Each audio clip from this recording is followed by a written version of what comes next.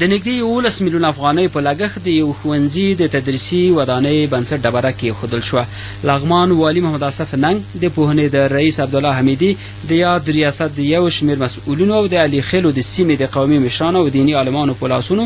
د علي خیلو د هلکانو په لیسه کې د 8 صنفي تدریسي ودانۍ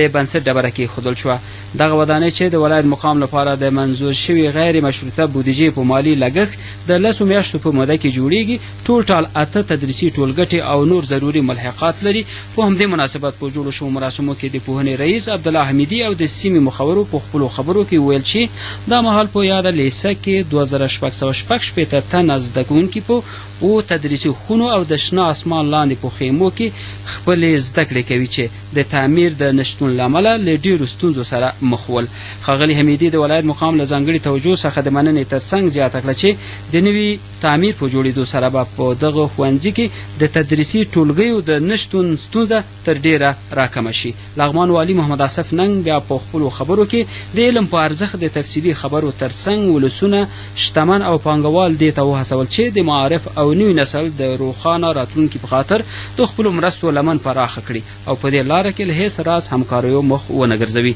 ښاغلي ننګ د پوهنې رئیس ته لارښوونه وکړه چې له یادې پروژې څخه وخت په وخت په دقیقه توګه نظارت او څارنه وکړي او ترڅنګ یې د پروژې له تطبیق کوونکي شرکت څخه وغوښتل چې معیار، کیفیت او د پروژې پر وخت سرته رسېدو ته خاصه توجه وکړي.